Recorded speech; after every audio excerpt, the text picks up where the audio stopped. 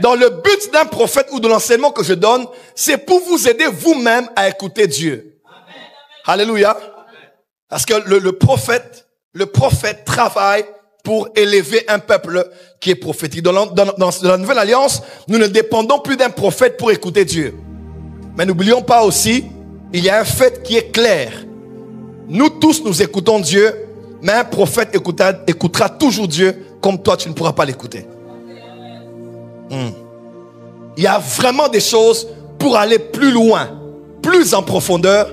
Un prophète, c'est pas qu'il a une ligne privée de Dieu, c'est pas qu'il a le numéro privé de Dieu, mais il a la capacité d'écouter, de comprendre les choses spirituelles plus que toi.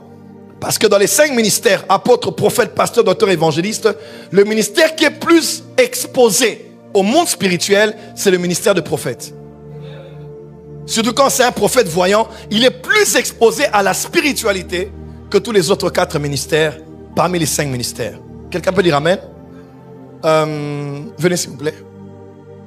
Vous aussi, Alain, venez s'il vous plaît. Ouais, 2, 3, 4. S'il vous plaît, venez aussi.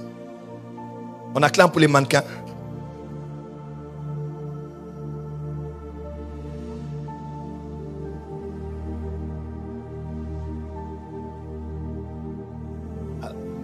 L'apôtre Paul part dans Éphésiens.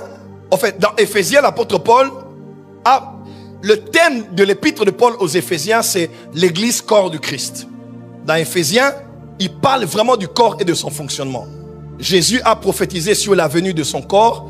Dans Matthieu chapitre 16, il a dit Pierre, tu es pierre, et sur cette pierre, je bâtirai mon ecclésia. N'est-ce pas? Je bâtirai mon ecclésia. Jésus prophète. C'est la première fois que Jésus parle de l'église. La deuxième fois, c'était dans Matthieu chapitre 18.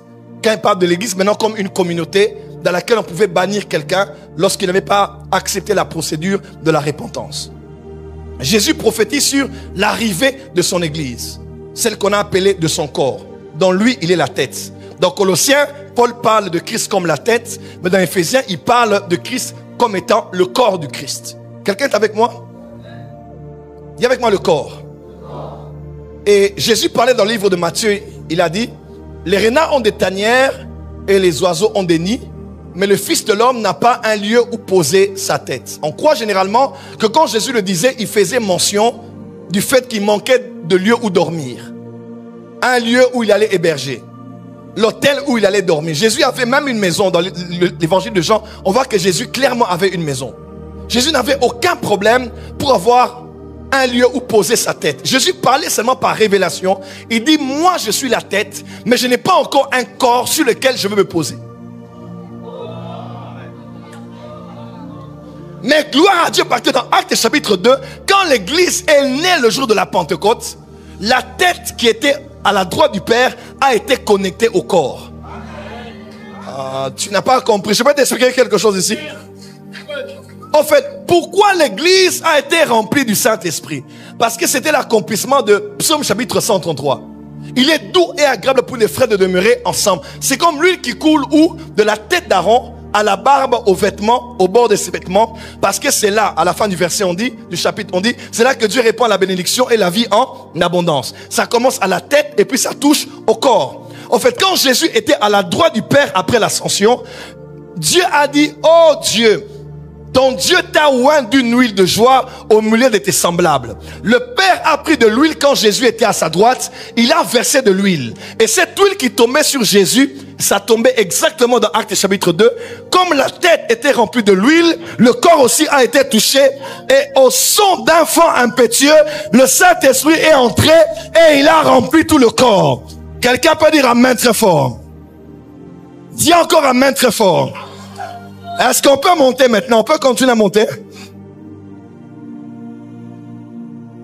Jésus a parlé de son corps, mais il n'a pas expliqué son corps. Béni soit Dieu pour l'apôtre Paul qui avait reçu les révélations des mystères même de Christ. Et quand il a commencé à enseigner sur le corps, il a commencé à expliquer combien nous avons un seul Dieu, un seul baptême, un seul Seigneur, une seule foi à laquelle nous avons été appelés et ainsi de suite. Et après, l'apôtre Paul prend le temps maintenant de parler du gouvernement du corps ou du gouvernement dans le corps. Lorsqu'il est allé dans les hauteurs, il a mené des captifs. Il a fait des dons aux hommes. Aux uns, il les a fait comme des apôtres. Dis avec moi apôtre. Prophète, dis avec moi prophète. Évangéliste, dis avec moi évangéliste. Pasteur, dis pasteur. Docteur, dis docteur. Il a dit, il les a donnés pour le perfectionnement des saints en vue de l'œuvre du ministère et de l'édification du corps du Christ. J'aime bien le perfectionnement des saints. Qui est saint ici? Qui est saint ici? Qui est saint ici? Vous allez voir, tous les épîtres de Paul, ils commencent toujours en parlant aux saints qui sont de l'église d'eux. Même les légalistes de Galate, ils les appellent aux saints d'eux. Même les charnels, bébés spirituels de Corinthe, ils les appellent aux saints d'eux. Parce que tout chrétien est saint. Dis avec moi, je suis saint. Mais tout chrétien est saint, mais il n'est pas parfait. Les 5 ministères travaillent pour le perfectionnement des saints. On peut être saint sans être parfait. Dis à ton voisin, je suis saint, mais je ne suis pas parfait. Voilà pourquoi la méthode de Dieu, Dieu a dit maintenant ma méthode à moi, pour faire sortir les chrétiens d'être saints mais charnels et les emmener à la perfection, ce sont les 5 ministères. Voilà pourquoi quand Israël, son fils bien-aimé, son aîné, était en Égypte, Dieu a dit pour que je sorte mon enfant de l'Égypte et que je l'amène de la maturité de la terre promise, il ne pourra pas sortir si ce n'est par une main puissante. Et la main de Dieu a 5 doigts. Parce que les 5 ministères sont l'ensemble de la main de Dieu qui fait sortir les chrétiens de l'esclavagisme, d'être un épios pour l'emmener à la maturité de devenir un ouios. Les 5 ministères sont les doigts de la main de Christ qui nous fait sortir de l'enfance. Paul dit, un héritier tant qu'il est encore un enfant, il n'est pas différent d'un esclave. Et c'est par sa main qui nous prend maintenant de l'enfance pour nous emmener à la maturité. Voilà pourquoi tu as besoin d'un apôtre. Tu as besoin d'un prophète. Tu as besoin d'un docteur, évangéliste et pasteur. Et je prophétise le réveil des 5 ministères. Dieu réveille les docteurs dans le corps. Il réveille les évangélistes dans le corps. Il réveille des pasteurs, il réveille des apôtres et il réveille des vrais prophètes. Dis amen bien que je t'entends là où tu es.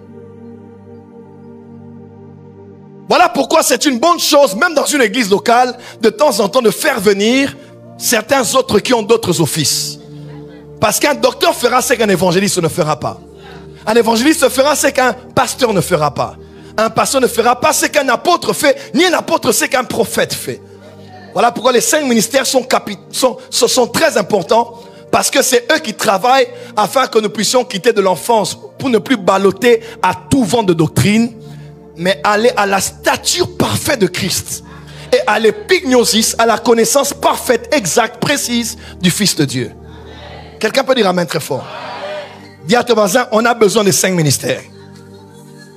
Dis à ton voisin, on a besoin des 5 ministères. Alors voilà ce que je veux dire. Un apôtre, prophète, pasteur, docteur, évangéliste, tous les 5 ministères sont au même niveau. C'est ainsi que ne dites pas que l'évangéliste c'est le fils du pasteur. Je voyais quelqu'un me dire autrefois, tu es évangéliste à l'église, Dieu va t'élever, tu seras bientôt pasteur. Parce que j'avais l'impression que c'est graduel. Quand on commence, on est évangéliste. Alléluia, Jésus est Seigneur, alléluia. Et puis maintenant, quand Dieu t'élève, tu deviens mature.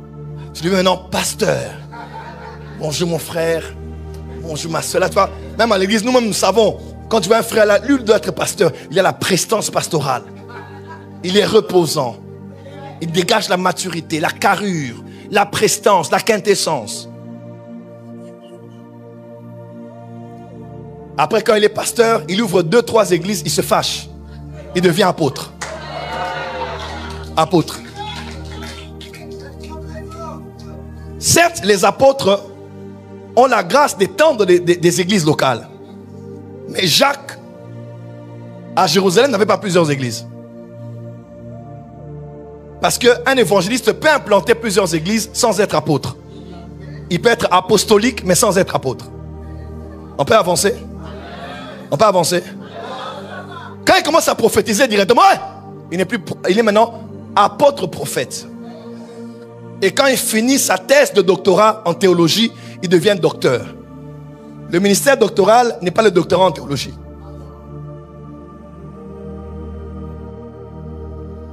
Au début de l'évangile de Jean, il y a eu un dialogue de 2 docteurs. Un docteur sorti des écoles rabbiniques qui ne savait même pas de quoi il s'agissait quand on parlait de la nouvelle naissance. Il s'appelait Nicodème. Et lui, il a dit, moi je suis docteur. Mais toi, tu es un docteur venu de Dieu. Parce que nul ne peut faire. Il n'a pas dit il ne peut enseigner. Parce que les docteurs venus de Dieu enseignent et ils démontrent. Dieu élève des hommes comme les Kenneth Hagin aujourd'hui qui peuvent enseigner et démontrer. Actes des apôtres 1, verset 1, 2, 3, 4. Vous allez voir, lorsque Luc parle à l'excellence Théophile, il dit, je t'ai déjà dit dans le premier tome de mon livre, dans Luc chapitre 1, c'est que Jésus avait commencé à enseigner et à faire. Jésus enseignait et il faisait. Dis power. Dis power. Cette semaine, on va faire des miracles ici. Quelqu'un dit, oh mais quelle prétention. Ce n'est pas un homme qui le fait, c'est Dieu qui le fait. Jésus a dit, allez guérissez. Il n'a pas dit, je guérirai par vous. Il a dit, vous, allez et guérissez. Dis à ton voisin, on va guérir. On va ressusciter les morts. Nous allons faire des miracles au nom de Jésus. Il y a encore les 5 ministères.